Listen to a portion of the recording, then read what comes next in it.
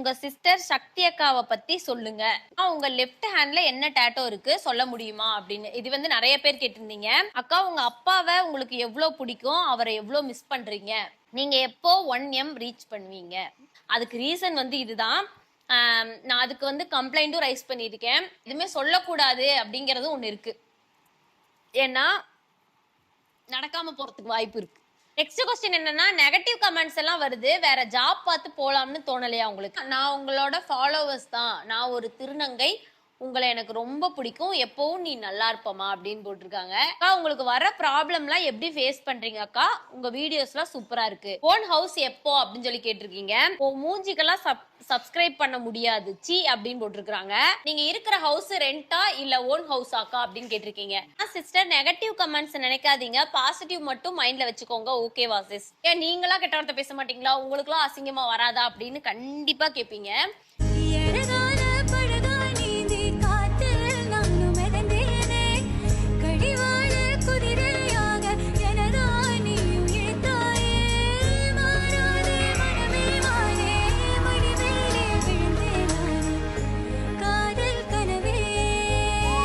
Next ஒரு question என்னன்னு பாத்தீங்கன்னா, கப்பிள் வீடியோ போடுங்க அப்படின்னு சொல்லி கேட்டிருக்கீங்க. கப்பிள் வீடியோல இன்ட்ரெஸ்ட் இல்ல, இந்த மாதிரி ஃப்ரெண்ட்ஷிப்பு அப்புறம் வந்து பிரதர் சிஸ்டர் இந்த மாதிரி போடுறதுக்கு இன்ட்ரெஸ்ட் இருக்கு. அதுவுமே செப்பரேட்டா நாங்க போடணும் அப்படின்ற மாதிரி சிச்சுவேஷன் வந்தால் நான் ஓட்டிங் வைப்போம், போடலாமா வேணாமான்னு. நீங்க ஓகேன்னு சொன்னா நாங்க வீடியோஸ் போடுவோம், அப்படி இல்லைன்னா நாங்க போட மாட்டோம். மற்றபடி கப்பிள் வீடியோல வந்து இன்ட்ரெஸ்ட் கிடையாது. நெக்ஸ்ட் ஒன் என்னன்னு பாத்தீங்கன்னா, எப்படிக்கா அவ்வளோ கஷ்டம் இருந்தாலும் நீங்க ஹாப்பியா இருக்கீங்க, I am so proud of you அப்படின்னு சொல்லிக்கிறீங்க. ஃபர்ஸ்ட் இன்னொன்னு என்னன்னா, நாங்க கஷ்டத்துல இருக்கோம்னு சொல்லாம நாங்க கஷ்டப்படுறோம், கஷ்டத்துலதான் இருக்கோம்னு புரிஞ்சுக்கிற ஒரு 4 பேர் இருக்க மாட்டாங்களா, அவங்களுக்கு வந்து பெரிய தேங்க்ஸ் சொல்லிக்கிறேன். நெக்ஸ்ட் இன்னொருத்தவங்க கேட்டிருக்காங்க, ஒரு பெரிய ஸ்ட்ரகிள்ல இருந்து எப்படி வெளியே வர்றது, நீங்க எப்படி வெளியே நீங்க எப்படி வர ப்ராப்ளம் எல்லாமே ஃபேஸ் பண்றீங்க அப்படிங்கிற மாதிரி கேட்டிருக்கீங்க. இந்த மாதிரி கொஸ்டின்ஸ் வந்து நிறைய பேர் கேட்டிருக்கீங்க. இதுக்கு வந்து கடைசியில நான் ஒரு கதையாவே சொல்லி முடிக்கிறேன். ஒரு 10-15 பேர் கேட்டிருப்பீங்க, சுமதி அக்கா கிட்ட பேசுவீங்களா, சுமதி அக்கா உங்களுக்கு பத்திரிக்கை வைக்கலையா, சுமதி அக்காவோட நீங்க வீடியோஸ் போடலையா அப்படின்னு வந்து சுமதிக்காவை வச்சே நிறைய பேர் கேட்டிருந்தீங்க. சுமதிக்காவோட பேசிட்டு தான் இருக்கோம், டைரக்டா மீட் பண்ணிக்கிறது தான் இல்ல. அது இல்லாம நாங்க வந்து பேசிட்டு தான் இருக்கோம். இப்ப தம்பியோட காது குத்துற ஃபங்க்ஷனுக்கு டைரக்டா வீட்டுக்கே வந்து பத்திரிக்கை எல்லாம் வச்சுட்டு போனாங்க. ஷார்ட் பிலிம் மூவில எல்லாம் ஆக்ட் பண்ணுவீங்களா அப்படின்னு சொல்லி கேட்டிருக்கீங்க. இதுக்கு வந்து நான் சொன்னேன் அப்படின்னா ஒரே காமெடி மாதிரி தான் தெரியும். ஜப்பான்ல ஜாக்கி சான் கூப்பிட்டாங்க, அமெரிக்கால மைக்கேல் ஜாக்சன் கூப்பிட்டாங்க, அந்த மாதிரி தான் வந்து லிஸ்ட் சொல்லிட்டே போற மாதிரி இருக்கும். ஒன்றும் இல்லை, பிக் பாஸ் சீசன் 8க்கு சொல்லியிருந்தாங்க, அதுக்கு நம்ம போல. ஓப்பனாவே சொல்ல போனா நம்மளை வச்சு ஏதாவது கான்ட்ரவர்சி கிரியேட் பண்ணிடுவாங்களோ அப்படிங்கிறதுக்காகவே போல. இப்ப பிக் பாஸ் 9க்கும் சொல்லியிருக்காங்க, ஓகேனா சொல்லுங்க அப்படிங்கிற மாதிரி. சொன்னா யாரும் நம்ப மாட்டாங்க. சரி, நம்மளுக்கு வந்த ஆப்பர்ச்சுனிட்டி சொல்லணுங்கிறதுக்காக நான் சொல்றேன். நான் நம்பாது உங்களோட விருப்பம். தென் வந்து குக் வித் கோமாளி இந்த சீசனுக்கு சொன்னாங்க, அதுக்குமே போல. ஷார்ட் பிலிம் வெப் சீரிஸ்க்கு பாத்தீங்கன்னா கதை எழுதி வச்சுட்டு கூட சொல்றாங்க வாங்க அப்படின்னு சொல்லி. நம்மளுக்கு அதுல இன்ட்ரெஸ்ட் இல்லை, ஸோ அதனால அதுக்குள்ள நாங்க போல. இப்பயே பாத்தீங்கன்னா ஒரே வார்த்தையில முடிச்சிடுறாங்க. யாரா இருந்தாலும், எவ்வளவு பெரிய ஆளா இருந்தாலும், நம்ம மூஞ்சிக்கு நேரம் ஒரு மாதிரி பேசிட்டு மூஞ்சிக்கு பின்னாடி ஆமா அப்ப இல்லாதவளுக்கு தானே சம்திங் அந்த மாதிரி சொல்லிடுறாங்களா. நம்ம 4 செவத்துக்குள்ள வச்சு வீடியோஸ் போடும் போதே நம்மள இவ்வளவு பேசுறாங்களே, டிவி ஷோலையோ இந்த மாதிரிலாம் ஆக்ட் பண்ணும்போது இன்னும் பேச மாட்டாங்களோ அப்படின்னு சொல்லி ஒரு இது இருக்கு. இன்னொன்னு, மகளினிக்காக முக்காவாசி யோசிச்சுட்டு நாங்க எங்கேயுமே வெளியே போறது கிடையாது. நீங்க கேட்பீங்க, நீங்க தானே நெகட்டிவ் எதுவுமே எடுத்துக்கல, பாசிட்டிவ்ல போறேன்னு சொல்றீங்க, அப்ப நீங்க போக வேண்டியதானே, நீங்க வந்து பாசிட்டிவிட்டியா கிரியேட் பண்ணிக்க வேண்டியதானே, சம்திங் இந்த மாதிரிலாம் நீங்க கேட்பீங்க.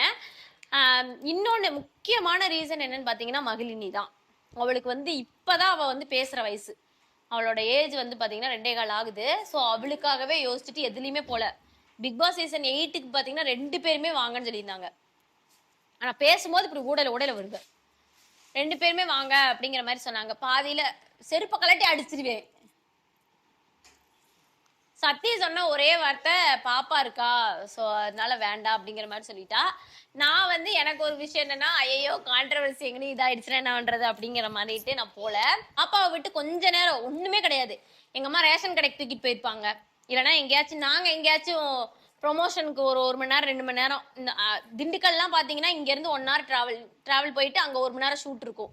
இந்த சத்யா ஷோரூம் சுப்ரீம் அந்த மாதிரி இடத்துக்குலாம் போனோம்னா 1 hour ஷூட் இருக்கும். முடிச்சுட்டு திருப்பி அங்க இருந்து 1 hour டிராவல். இந்த 3 மணி நேரத்திலேயே ஐயோ பிள்ளை போய் பத்துக்குவோம் பிள்ளை போய் பத்துக்குவோம் அப்படியே தான் இருக்கும். எனக்குமே பாத்தீங்கன்னா அது என் தங்கச்சி வயித்துல பிறந்ததுங்கிற மாதிரி இருக்கு, என்னோட வயித்துல பிறந்தது அப்படிங்கிற மாதிரி தான் இருக்கும். அவ வர்றா அப்படிங்கிற சவுண்டு கேட்டுட்டாலே இவ ஓடுறப்ப தள்ளி விட்டு நான் ஓடி போயிடுறேன் பிள்ளை தூக்குறதுக்கு. ஸோ அதனால அவளை விட்டு பிரியறதுக்கு மனசே இல்லை, சுத்தமா மனசு இல்லை. ஸோ அது ஒரு ரீசன். இப்ப நிறைய பேர் இதையுமே நினைச்சிட்டு நக்கல் பண்றதுக்கும் 4 பேர் இருப்பீங்க. இதுக்காக தான் நான் வந்து ஒவ்வொரு அனௌன்ஸ்மெண்ட்டுமே வெளியே சொல்லாம இருந்தேன். லாஸ்டா நான் பண்ண அந்த ஷார்ட் பிலிம் பாத்தீங்கன்னா குயின் ஷார்ட் பிலிம், அதுவுமே நல்ல ரீச். அதுல ஒரு பெரிய மனசுறந்த விஷயம் என்னன்னு பாத்தீங்கன்னா, நான் அந்த அந்த ஷார்ட் பிலிம்ல பாத்தீங்கன்னா அப்பாவை இறந்ததுக்கு அப்புறம் நானே போய் புதைக்கிற மாதிரி ஒரு அந்த ஸ்கிரிப்ட், அந்த கதை. அந்த அந்த ஷார்ட் பிலிம் ரிலீஸ் ஆகுறப்ப அப்பா இல்லை, அதுதான் விஷயம். அதனாலே வந்துட்டு அந்த வீடியோவே நான் பண்ண மாட்டேன்னு சொன்னேன். ஆனா எங்க அப்பா வந்து ரொம்ப அழுத்தி பரவாயில்லப்பா கதை தானப்பா நெஜத்துலயாப்பா ஆயிருச்சு அப்படின்னு சொல்லி எங்க அப்பா தான் அனுப்பிச்சே விட்டாரு. அதுக்கு வந்து டப்பிங் கொடுக்கறதுக்கு கூப்பிட்டாங்க. ஆனா நான் வரலைங்கண்ணா டப்பிங் கொடுக்கறதுக்கு எனக்கு ஒரு மாதிரி அதை கத்தி அழுகிற ஆல்ரெடி ரொம்ப முடியாம இருக்கேன், மறுபடியும் வந்து அதுக்குள்ள எனக்கு என்னால போறதுக்கு முடியாதுங்கண்ணா அப்படின்னு சொல்லிட்டு டப்பிங் வேற ஒருத்தவங்க வச்சுதான் கொடுத்தாங்க. ஸோ வந்து இதெல்லாம் ஒவ்வொரு தடவையும் நம்ம சொல்லணும்னு சொல்லலாம். இப்ப மட்டும் எதுக்கு சொன்ன அப்படின்னு கேட்பீங்க. கொஸ்டின்ஸ்ல நிறைய பேர் கேட்டிருக்கீங்க, ஸோ அதுக்காக மட்டும்தான் நான் சொன்னேன். மற்றபடி வேற எதுவும் கிடையாது. எல்லாரும் ரிப்பீட்டடா நிறைய கொஸ்டின்ஸ் கேட்ட கொஸ்டின்ஸ் என்னன்னா, எப்படி வந்து கஷ்டமான சுச்சுவேஷன்ல நீங்க வந்து ஃபேஸ் பண்றீங்க, ரொம்ப போல்டா இருக்கீங்க அப்படின்னு சொல்லி கேட்டிருந்தீங்க. ஒரே ஒரு குட்டி கதை சொல்றேன். இது எல்லாருமே கண்டிப்பா இன்ஸ்டால இருந்தீங்கனாலோ இல்ல யூடியூப்ல ரெகுலரா வீடியோஸ் வாட்ச் பண்றீங்கனாலோ கண்டிப்பா இந்த கதை உங்களுக்கு தெரிஞ்சிருக்கும். அதே தான் நானும் சொல்ல போறேன். ஒரு ஒரு டிராமா ஒண்ணு நடக்குது. அதுல ஒரு காமெடியன் வந்து ஒரு காமெடி பண்றாரு, ஒரு சூப்பரான ஒரு காமெடி பண்றாரு. அப்ப வந்து ஆடியன்ஸ் எல்லாமே வந்து சரியானமா சிரிக்கிறாங்க. அந்த காமெடியை பார்த்து நல்லா வயிறு முட்டி முட்டி சிரிக்கிறாங்க. கொஞ்ச நேரம் ஒரு 5 நிமிஷம் கேப் விட்டு மறுபடியும் அதே காமெடியை சொல்றாரு. மறுபடியும் அந்த காமெடிக்கு ரொம்ப எக்ஸ்ட்ரீம் லெவல்ல இல்லாட்டியும் ஒரு அளவுக்கு ஸ்மைல் பண்றாங்க, சிரிக்கிறாங்க. மறுபடியும் ஒரு 5 மினிட்ஸ் கழிச்சு மறுபடியும் அதே காமெடியை சொல்றாரு. அப்ப பாக்குற அவங்களுக்கே தோணி இருக்கும், என்னடா திருப்பி ரிப்பீட்டான அந்த அதே காமெடியே சொல்றாரு அப்படிங்கிற மாதிரி தோணி இருக்கும்.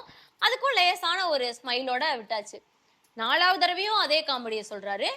எல்லாரும் வந்து அவரை மட்டும் பார்த்தாங்க, ஆனா சிரிக்க கூட இல்லை.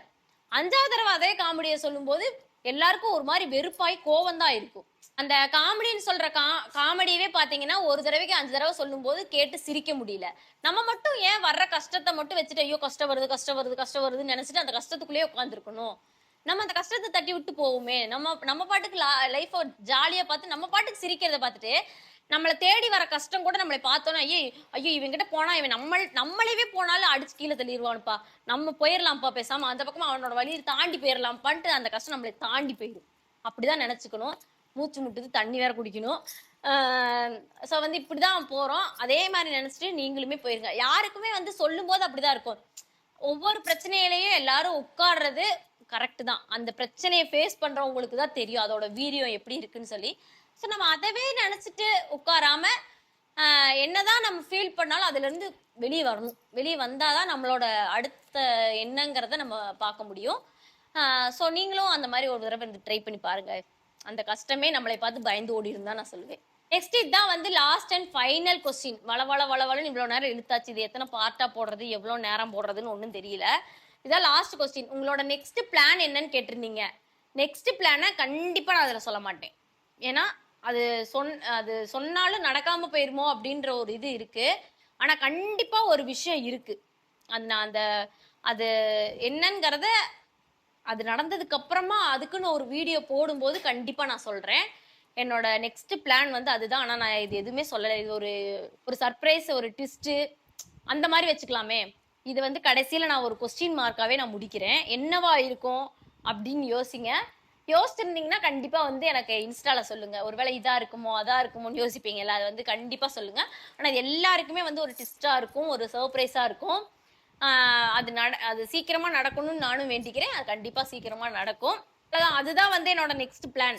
எல்லாமே சீக்கிரமா நடக்கும் அப்படின்னு சொல்லி இப்ப வரைக்கும் கொஸ்டின்ஸ் எல்லாம் கேட்டவங்க நிறைய கொஸ்டின்ஸ்க்கு ஆன்சர் பண்ண முடியல. ஸோ நெக்ஸ்ட் வந்து கொஸ்டின் ஆன்சர் நான் vlog போடுறேன்னு சொல்லி கொஸ்டின் கேட்கும்போது இந்த மாதிரி உங்களோட ஏஜ் என்ன, என்ன படிச்சிருக்கீங்க, உங்களுக்கு யாரை ரொம்ப பிடிக்கும், இந்த மாதிரி கொஸ்டின்ஸ்லாம் இல்லாம என்ன பத்தின கொஸ்டின்ஸ், கான்ட்ரவர்சிக்குள்ளேயும் போகாம என்ன பத்தின கொஸ்டின்ஸ், என்ன பத்தி உங்களுக்கு என்ன தெரிஞ்சுக்கணுன்ற கொஸ்டின் கேட்டீங்கன்னா கண்டிப்பா நான் வந்து ஆன்சர் பண்றேன். அது வந்து உடனே போட மாட்டேன், மறுபடியும் அடுத்த மாசம் அந்த மாதிரி தான் போடுவேன். அப்ப சொல்லுங்க. ஸோ இவ்வளோ நேரம் பொறுமையா என்னோட வீடியோவை எல்லாரும் பார்த்ததுக்கு ரொம்ப ரொம்ப ரொம்ப நன்றி. வழக்கம் போல நம்ம வீடியோ உங்களுக்கு பிடிச்சிருந்துச்சுன்னா லைக் பண்ணுங்க, ஷேர் பண்ணுங்க, சப்ஸ்கிரைப் பண்ணி அந்த பெல் ஐக்கானே கிளிக் பண்ணிக்கோங்க. அப்பதான் நம்ம போற ஒவ்வொரு வீடியோவும் உங்களை வந்து சேரும்.